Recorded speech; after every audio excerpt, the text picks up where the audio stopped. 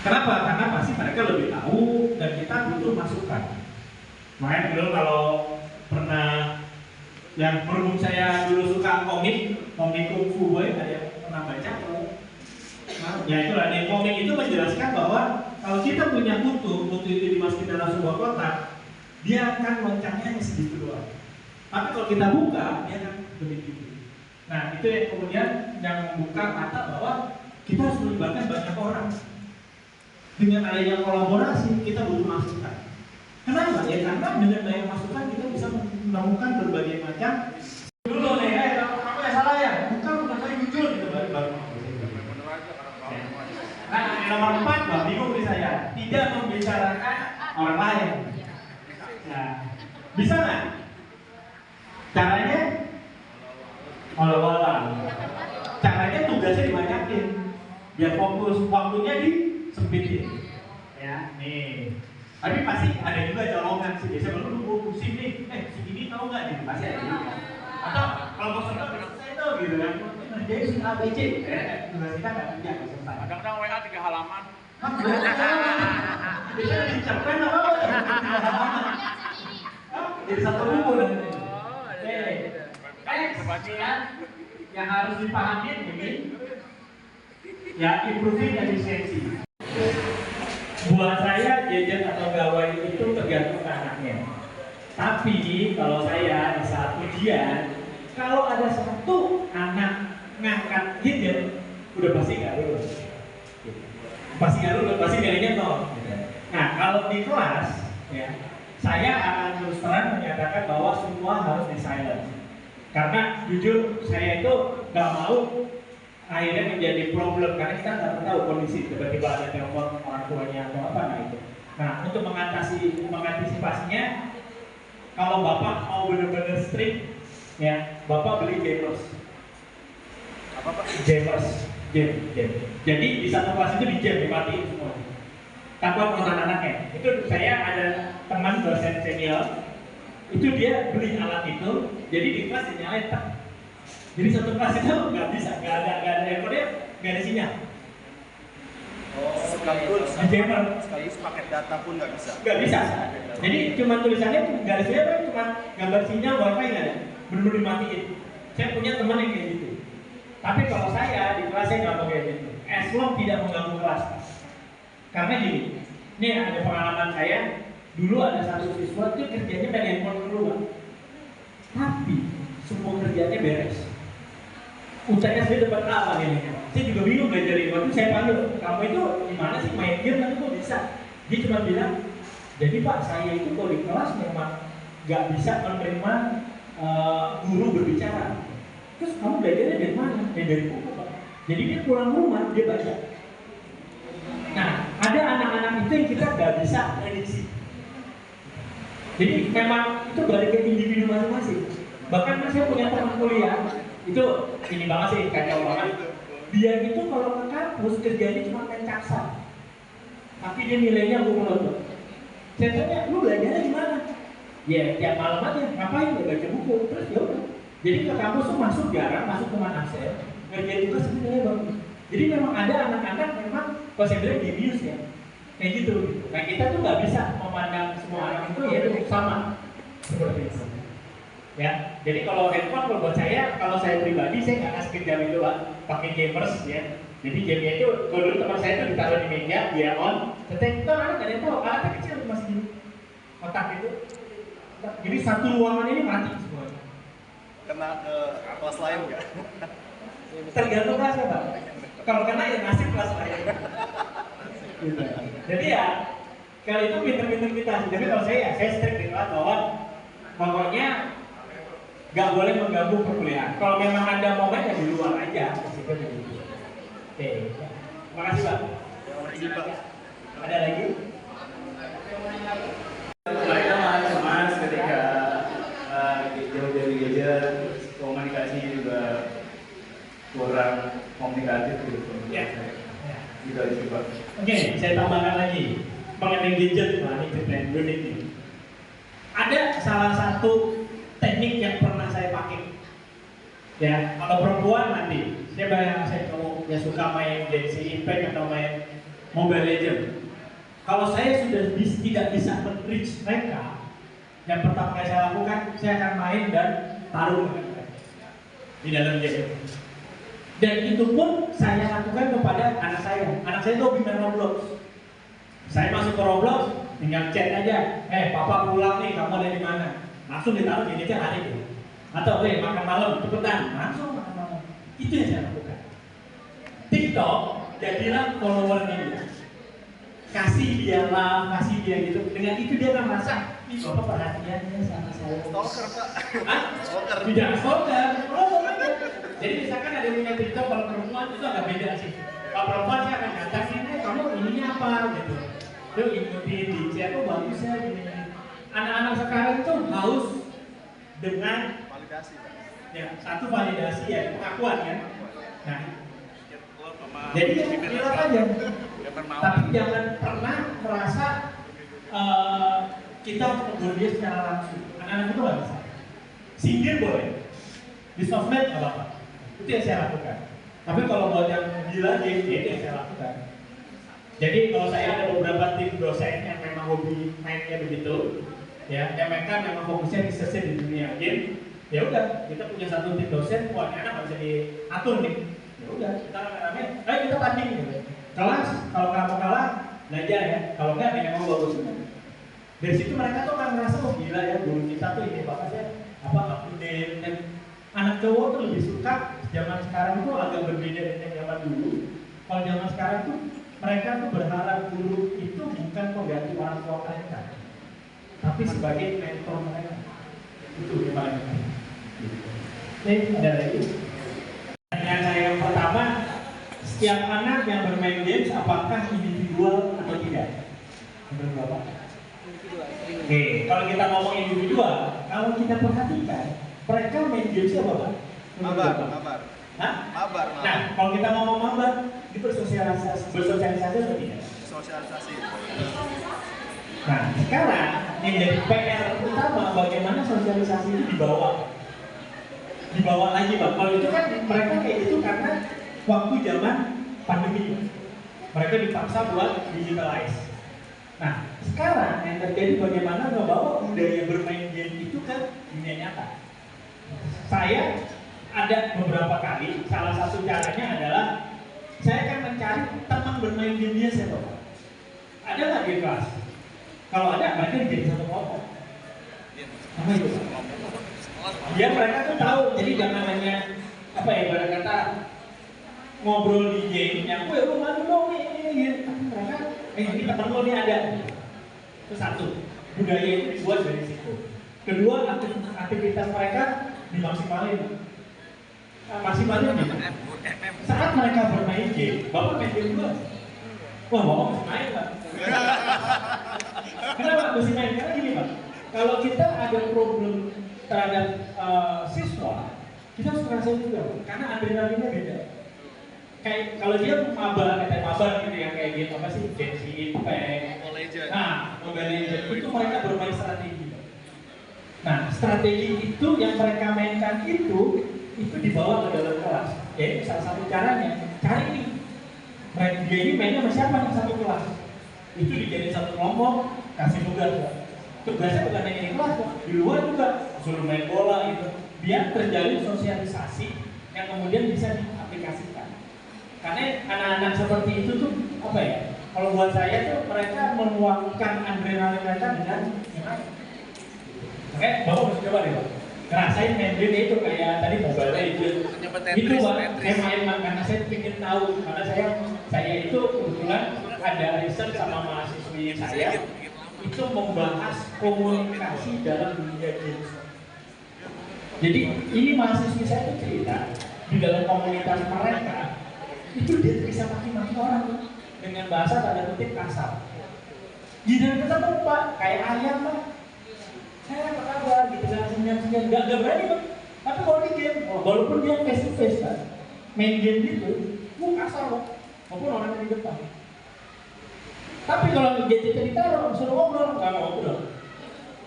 Yang saya lakukan apa? Ya udah satu kelompok itu saya tarik gadgetnya, saya bilang, ya udah sekarang saya akan mau kalian bikin tugas ini. caranya seperti yang kalian lakukan ini. It works. Adrenalin mereka merasa bahwa mau ditantangin nih. Kalau enggak, handphonenya nggak balik nih. Nah, mereka akan merasa jadi adrenalin itu. Dan itu caranya kita bisa tahu kalau kita menjadi si pelakunya. Nah, kalau kayak misalnya teman ada mahasiswa saya main game itu, main game apa sih, ingin tahu gitu. Oh ya udah, saya di rumah coba. Apa yang membuat ini menjadi addicted? Oh ternyata ini. Oh ya udah, nanti besok bisa cek aja. Saya akan ngomong, kamu main game ini untuk buat kamu apa? Oh karena saya bisa meluapkan ketidaksukaan saya dengan seseorang dengan main game. Itu yang terjadi. Terus kalau kamu udah melakukan itu puas. Kalau kamu ketemu dengan orangnya, ya saya sudah tidak emosi lagi Pak, sudah tidak ini, dan itu works. Nah itu jadi selalu melihat kalau kasus-kasus seperti itu selalu menjadi individual yang melakukan hal yang sama. Dari situ baru kita bisa tarik nih, kita mesti gimana, apa yang harus dilakukan. Gitu. Itu akan memandang kita sebagai siapa dan apa. Kalau yang saya pelajari dulu waktu saya jadi guru, ada beberapa guru tuh yang masuk itu nggak pakai basa-basi, kayak masuk aja gitu, masuk terus ngeliat dia taruh buka halaman segini, ada gitu. Itu masih ada. Even itu sekolah internasional. Nah, saya banyak belajar justru dari guru-guru bule, Pak. Guru-guru dari Amerika itu dia masuk yang pertama kali buka, good morning everyone. Gitu. Guru dari Inggris dia akan masuk, hello everyone. Gitu. Guru Indonesia masuk cuma lihat, kenapa? Oh ya udah. Atau masuk ini kelas ini benar atau bukan ya? Gitu. Itu yang dirubah. Makanya tadi saya bilang brand image nomor 1. Begitu kita masuk ke kelas, anak-anak itu akan melihat kita sebagai apa? Kalau kita masuk pertama kali dengan nggak pede, itu udah pasti sama anak pasti akan dimanipulatif. Tapi kalau kita masuk senyum, hari ini kita akan ngajarin apa, saya akan mengajarkan ini, apa kabar semuanya, sini kelasnya siapa ya? Nah, gitu, itu mereka lebih bisa menghargai. Yang kedua, yang saya lakukan yang tadi Pak, karena anak-anak ini satu gila dengan gadget atau gawai, kita harus inform. Kita nggak bisa menolak. Jadi dulu sih, bahkan sampai sekarang pun banyak juga yang ngapain sih ikut-ikut anak-anak pakai TikTok, anak-anak pakai Instagram, anak-anak pakai apa lagi, main game gitu. Banyak yang kayak gitu. Tapi sebenarnya kita tuh harus hadir. Karena sekarang problem sosial yang terjadi di kalangan masyarakat, terutama anak-anak itu, Pak, mereka itu nggak punya teman diajak ngobrol. Yang tadi ditanya sama Bapak ini ya, adrenalin mereka dibanding dengan mungkin kita dulu sekolah beda. Kita dulu sekolah, kita mau olahraga, itu adrenalin kita. Kita mau ibarat kata ribut sama guru, itu adrenalin kita. Kalau sekarang gurunya dalam tanda kutip melakukan sesuatu yang negatif, yang dia lakukan larinya pasti ke gadget mereka.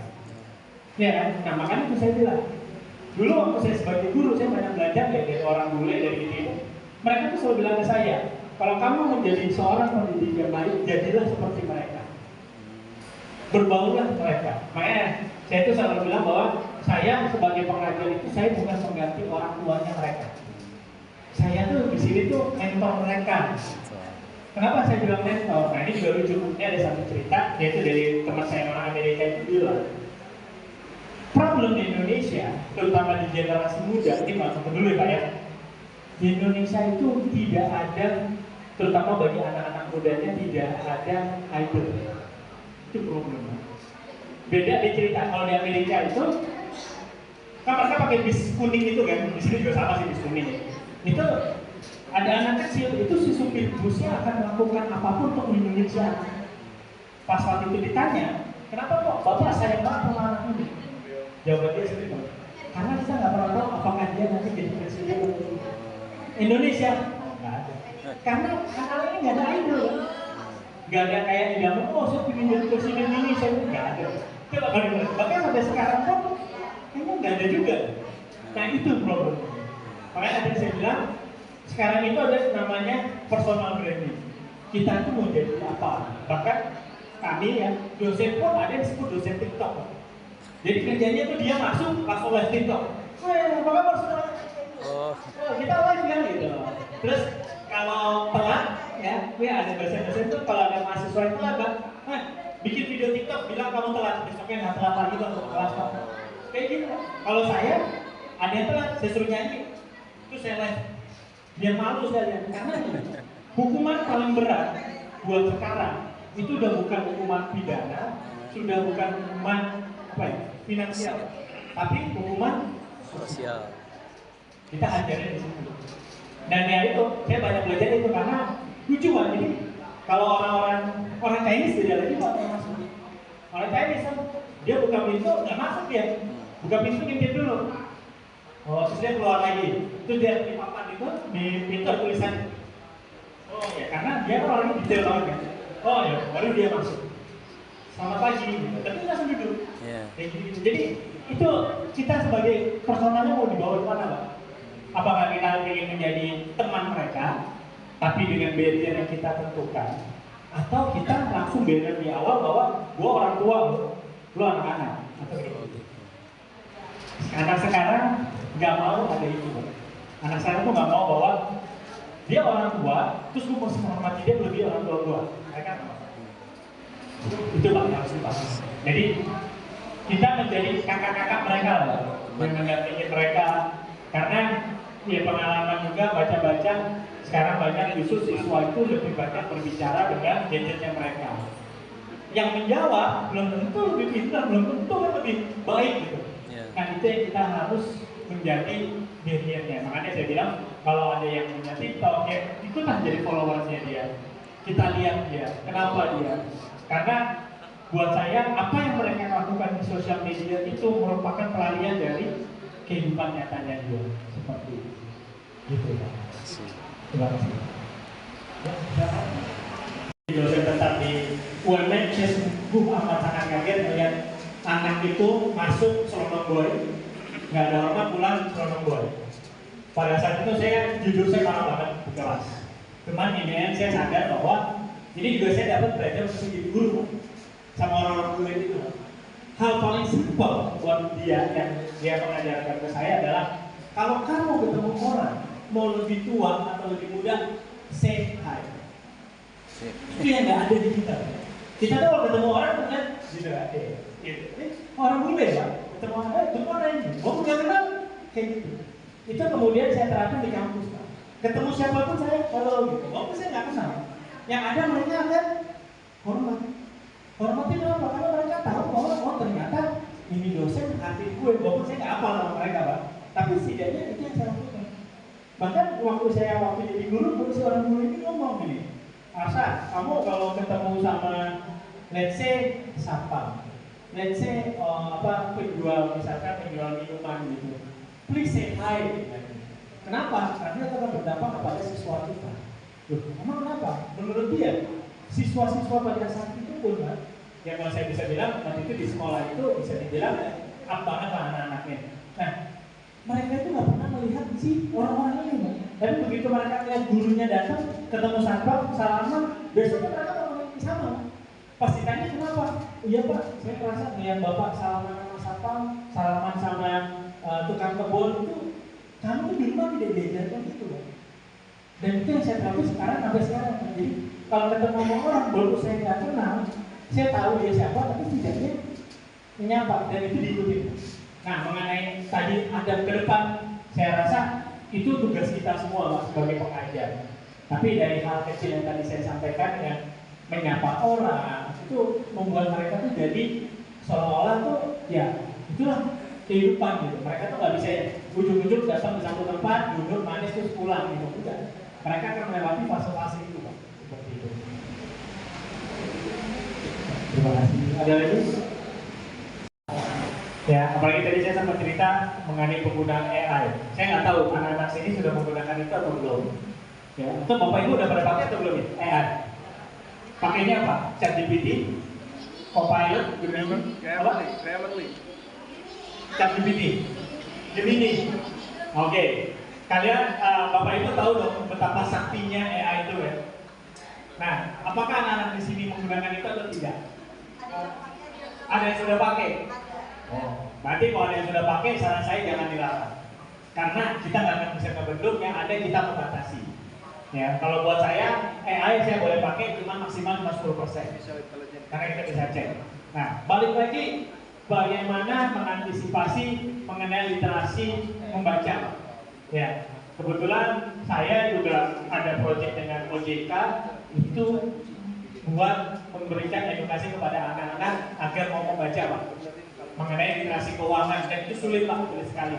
Saya waktu itu diminta untuk bikin aplikasi, Pak. Aplikasi game yang berisi mengenai literasi keuangan. Itu yang kemudian saya terapkan di mahasiswa saya. Jadi saya akan bermain teknologi, Pak, yang disebut dengan ya ada AR, ada VR, mungkin yang paling baru sekarang ada mixed reality. Ya, tapi kalau secara umum sih saya pakainya yang disebut dengan e-book interaktif, Pak. Jadi beberapa materi itu dibikin interaktif yang dimana mereka bisa klik itu nanti akan jalan. Itu bikin. Nah, saya akan buat kayak gitu. Satu. Yang kedua, saya akan memaksa anak-anak untuk membaca. Maksanya gimana, Pak? Kasih tugas yang ada di buku halaman sekian. Itu yang pernah diterapkan ke saya waktu saya S3, Pak. Jadi waktu saya S3 itu profesor saya datang bawa 30 buku, jumlah mahasiswanya waktu itu cuma 10, dia taruh, Hasan maju ke depan, ya pilih buku yang kamu mau, satu buku 300 halaman. Saya mesti bikin ringkasan dalam bentuk 20 halaman besok di presentasi. Itu yang saya lakukan di kelas sekarang. Jadi saya akan bawa bukunya, ini bukunya, kalian cari, pokoknya bahas tentang ini minggu depan di presentasi. Halaman segini, udah. Itu cara langsung memaksa mereka. Nah, literasi itu bermasalah karena begitu masuk ke eranya sekarang. Ya, walaupun sebenarnya di handphone pun sekarang buku udah enak banget kan bacanya, ya kan? Tapi anak-anak sekarang itu sebenarnya mereka tuh belajar literasi. Karena kalau mereka nggak belajar literasi, mereka nggak bisa main game. Cuma masalah literasi yang mana dulu? Ya. Yang terjadi sekarang berhubungnya, saya juga sempat di ngurusin proyek pemerintahan. Yang terjadi adalah saya pernah ngejalanin ada 3 modul. Itu modul mengenai biologi dan fisika yang dibuat dalam bentuk games. Sukses. Cuman setelah itu menterinya turun, Pak, itu dikat.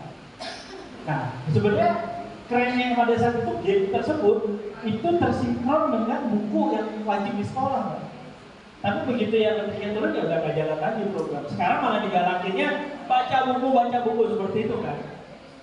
Problem yang nyari bukunya aja susah kan. Di Gramedia pun belum tentu ada. Kita mesti beli online, dan yang seperti kita tahu di Indonesia sendiri penggunaan digital wallet, kredit card itu kan belum sebanyak di negara luar. Jadi anak-anak pun susah. Gitu. Mungkin ya kalau saya solusi saya ya bikinnya gitu, Pak. Jadi modul-modul yang ada di sekolah itu dibikin dalam bentuk digital. Nah, diaplikasikan, Pak. Jadi begini, Pak. Kalau kita ngomong anak diberikan kebebasan bermain game, itu sebenarnya ranahnya udah personal banget, Pak. Itu balik ke orang tua, kuncinya di mereka. Tapi ya itu, kalau Bapak mau ekstrim ya tadi, Bapak beli Jampers itu, Pak. Selesai, Pak, itu, Pak. Menyelesaikan masalah, Pak, tanpa masalah baru. Dan anak-anak pasti kan nggak tahu kalau Bapak punya alat itu, kan? Gitu, Pak. Tapi memang, ya itu, kalau saya tadi, salah satunya tadi, kalau mereka bermain apa, saya mesti ikut, Pak. Saya ingin tahu, karena apa sih yang membuat itu menjadi edik, Pak? Kan sekarang yang jadi masalah, banyak yang bilang nomor 1 narkoba. Bahkan di luar negeri bukan narkoba nomor 1. Nomor 1 adalah sosial media. Sekarang apa yang bikin sosial media edik sebenarnya? Apakah informasinya? Apakah kontennya? Edukasinya? Sebenarnya bukan itu yang bikin edik. Yang bikin edik adalah proses scrolling. Itu yang bahaya. Kayak gitu. Dan proses scrolling itu, proses dia like, proses itu kan bukan nggak ada tanpa disengaja. Itu dibuat untuk iklan. Ujungnya balik aja, duit lagi seperti itu. Ya paling itu, Pak, kalau saran saya kan tiap sekolah kelas punya satu alat itu, Pak. Selesai, Pak. Bapak juga selesai, nggak bisa hubungin siapa siapa. Iya. Tapi itu cukup membantu sih. Beberapa banyak yang udah pakai itu. Terutama buat guru, Pak. Karena kalau guru itu kan ibarat kata sama siswa itu jauh lebih bondingnya lebih kuat. Sedangkan, Kalau ditanya mungkin Pak, kenapa sih Bapak kok dari guru pindah ke dosen? Salah satu alasan saya nggak mau bondingnya terlalu kuat Pak dengan siswa.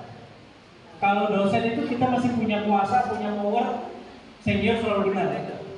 Jadi kalau pernah dengar di kampus ya, kalau zaman dulu saya di Trisakti, itu senior selalu benar, ya kan?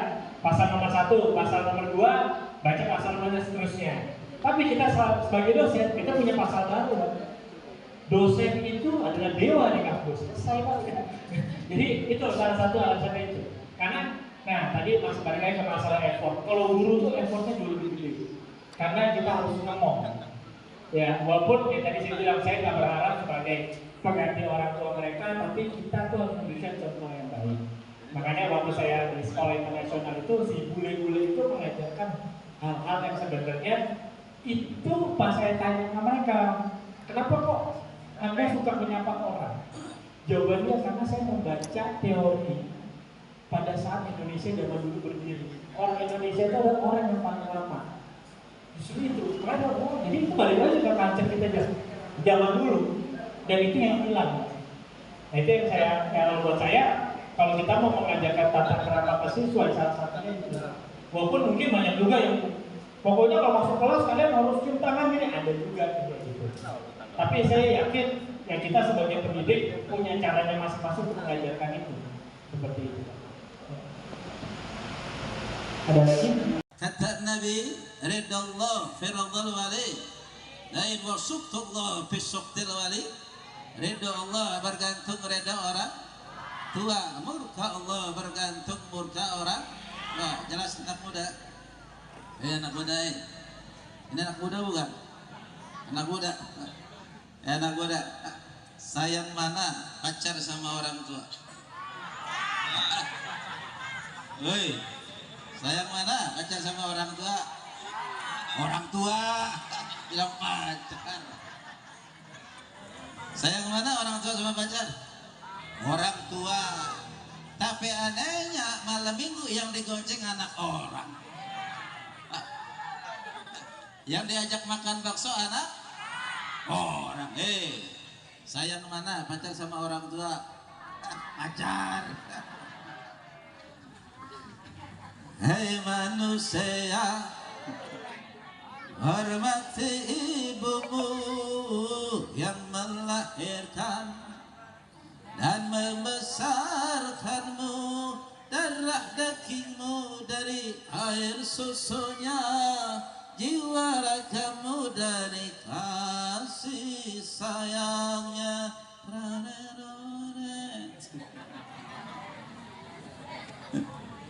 Bila kau sayang pada kasihmu, lebih sayanglah ibumu. Bila kau takut pada polisi, lebih takutlah. Keren.